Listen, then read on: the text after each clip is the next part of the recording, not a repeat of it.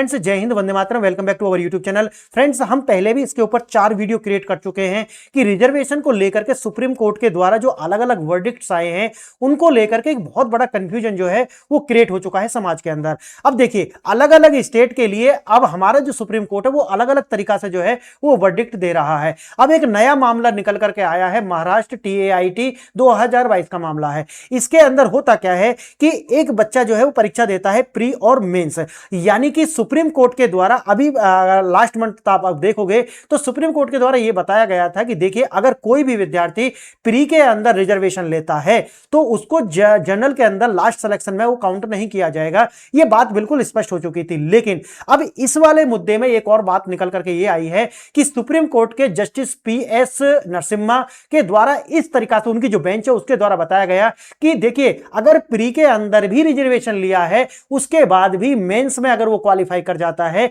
तो उसको जनरल के अंदर जनरल सीट पे ही जो है वो काउंट किया जाएगा। तो ये एक नया तरीका का जो कंफ्यूजन है वो क्रिएट हो चुका है। अब क्रिएट होने के पीछे कारण क्या है, जो मैंने अभी आपको बताया है कि पहले यूपीएससी के लिए अलग तरीका की बात कहते हैं, दूसरे स्टेट के लिए अलग तरीका की बात कहते हैं, और यही जो अलग अलग स्टैंडर्ड है ये एक नए डिबेट को जो है वो जन्म दे देती है। तो आज हम ये देखेंगे कि ये जो भ्रम है ये किस तरीका से समाज में फैल रहा है और इसके लिए सुप्रीम कोर्ट को जरूर कुछ ना कुछ जो है एक समाधान देना होगा। अब विवाद क्या है, देखिए विवाद में यह है कि आरक्षित वर्ग जो है उम्मीदवार वो प्री में, जैसे मैंने आपको बताया पहले क्या था कि प्री में अगर आपने लिया है तो फिर जनरल सीट पे ही आपको काउंट जो है नहीं किया जाएगा, जनरल की सीट पर आपका सिलेक्शन नहीं होगा, सिर्फ रिजर्व सीट पर ही आपका सिलेक्शन होगा।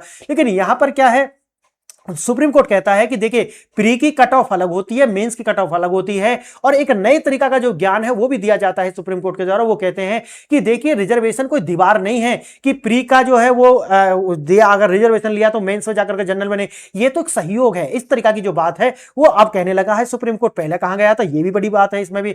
देखिए, महाराष्ट्र का TAIT यानी कि teacher aptitude and intelligence test 2022 का रिजल्ट है, जिसके अंदर प्री में छूट ली गई। इसके बावजूद भी जो विद्यार्थी है को जो है जनरल सीट पर काउंट किया गया। ये तो उसी का उल्लंघन हो गया ना कि जो अभी इन्होंने वर्डिक्ट दिया है, क्या मेरिट के आधार पर जनरल लिस्ट में आना असंवैधानिक है? एक मूल प्रश्न ये उन्होंने उठाया था। संवैधानिक नहीं है, लेकिन असंवैधानिक तो नहीं है, लेकिन आपके ही कहे के अनुसार हम ये लेकर के चलते हैं। सुप्रीम कोर्ट का पहला फैसला क्या है? सुप्रीम कोर्ट का ऐतिहासिक निर्णय जस्टिस PS नरसिम्हा की बेंच ने कहा, आरक्षण एक प्रवेश द्वार है, कोई दीवार नहीं है। उन्होंने कहा कि देखिए, इस आरक्षण जो है ऐसा नहीं कि कोई डिपार्टमेंट क्रिएट करेगा, कोई दीवार क्रिएट करेगा, ऐसा नहीं है। ये एक सहयोग के लिए है। लेकिन फिर आपने पहले ऐसा क्यों कहा था? देखिए, उन्होंने ये कहा कि प्री और मेंस के अंतर है। प्री एक स्क्रीनिंग टेस्ट है, यहां पर मेरिट की जो परीक्षा है वो मेंस में जाकर के होती है। इसीलिए अगर मेंस में रिजर्वेशन लेगा तभी जाकर के आप कहेंगे कि उसको जो इसका जो सिलेक्शन होगा वो रिजर्व कैटेगरी की सीट पर होगा, ना कि जनरल पर। हां, अगर प्री में रिजर्वेशन लिया है तब भी उसका जो सिलेक्शन है वो जनरल कैटेगरी की सीट पर हो सकता है। ये एक तरीका से जो है भ्रम है। अब देखिए, डबल बेनिफिट्स का भ्रम टूटता है। अगर मेंस में जो मेरिट है लेकिन छात्र को जनरल लिस्ट में जो है वो जगह मिलनी चाहिए, क्योंकि मेरिट तो उन्होंने मेंस बता दी, तो फिर भाई सबसे बड़ी दीवार तो प्रीलिम्स भी होती है ना, आप तो ये भी समझ सकते हैं। तो ये अलग अलग स्टैंडर्ड नहीं होने चाहिए, आप एक बार कह दीजिए। इसके लिए हमने पहले भी जब इनका वर्डिक्ट आया था तब भी हमने इस पर डिबेट की थी। देखिए, यूपीएससी हो, SSC हो और अन्य सभी बहुचरणीय जो मल्टी स्टेज प्रतियोगिता होती है उनमें परीक्षाओं में सीधा असर पड़ने वाला है। कारण यह है कि अगर यूपीएससी का आप देखोगे तो उनमें सबसे बड़ी बाधा उसकी प्रारंभिक परीक्षा ही है। अगर प्रारंभिक परीक्षा अगर आप क्लियर कर लेते हैं तो मेंस में परसेंटेज अगर आप देखेंगे सक्सेस की तो बढ़ जाती है, जबकि प्रीलिम्स में तो पॉइंट में आती है सक्सेस भी। अगर आप देखो, इतने ज्यादा विद्यार्थी शामिल होते हैं।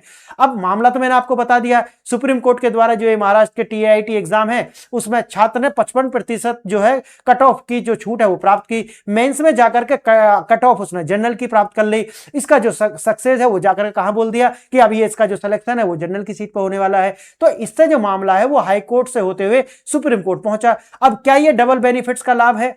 बिल्कुल है। देखिए, प्रशासन क्या तर्क देता है, उम्मीदवार प्रीलिम्स में आरक्षण लाभ ले चुका है, अब मेंस में जनरल सीट देना दोहरा लाभ हो सकता है, अन्य छात्रों के भविष्य को प्रभावित करेगा। लेकिन अब इसका छात्र और मेरिट का तर्क क्या है उसे भी देख लीजिए। मेंस में स्कोर अपनी मेहनत और योग्यता से किया जाता है, जबकि प्रीलिम्स में किसकी योग्यता से किया जाता है? अगर यही बात पूछी जाए तो प्रीलिम्स में भी तो वही है। तो ये डबल स्टैंडर्ड नहीं होने चाहिए। जबकि आप देखोगे तो कहते हैं कि देखिए, ये जो यहां पर कैटेगरी की भूमिका जो है नहीं होनी चाहिए। यही तो मामला सारा है कि भाई देखिए, अगर प्रीलिम्स प्रीलिम्स है वो भी अपनी योग्यता पे है और मेंस भी अपनी योग्यता पे। तो आप ये कह नहीं सकते कि देखिए नहीं नहीं प्रीलिम्स में तो योग्यता की आवश्यकता नहीं होती इसलिए मेंस में ही सारी योग्यता है, तो फिर मेंस ही दे लीजिए डायरेक्ट, प्रीलिम्स को खत्म कीजिए अगर ऐसी ही बात है तो।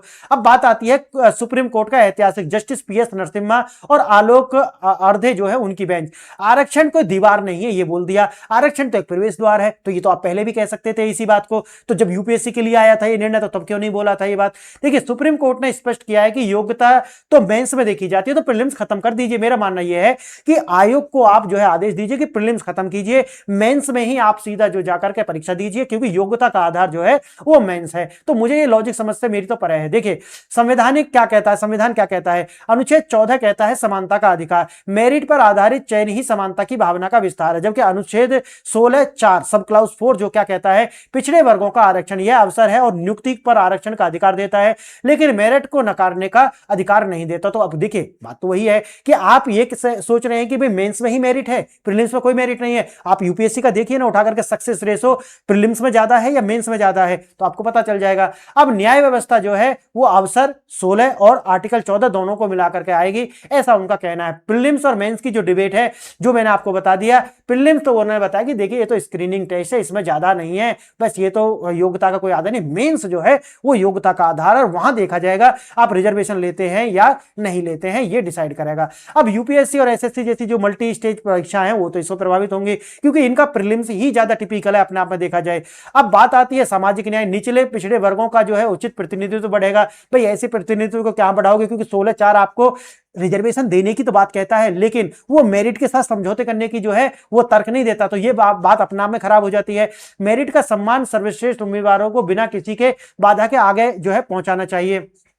देखिए समानता का आधार होना चाहिए, ये असमानता क्रिएट करेगा कि जो जनरल वाले हैं उनको बिल्कुल प्रीलिम्स में किसी तरीका का लाभ नहीं मिलेगा, लेकिन मेंस में जाकर के एक व्यक्ति प्रीलिम्स में कुछ कर रहा है, मेंस में कुछ कर रहा है। मेरा मानना यह है कि अब हमें इस तरीका के विवादों से बचने के लिए हमको एक ही तरीका से प्रीलिम्स से शुरू करोगे तभी आपको माना जाएगा आप जनरल में जाओगे या फिर रिजर्व कैटेगरी पे जाओगे। अगर लाभ लेते हो किसी भी स्टेज पे, पहला जो वर्डिक्ट था वो अच्छा वर्डिक्ट था, उन्होंने कहा कि किसी भी स्टेज पर अगर आप लाभ लेते हो तो आपको जो है रिजर्व कैटेगरी में गिना जाएगा, अगर लाभ नहीं लेते हो तभी आपको जो है वो अनरिजर्व कैटेगरी में जो है गिना जाएगा। ये अच्छा निर्णय था।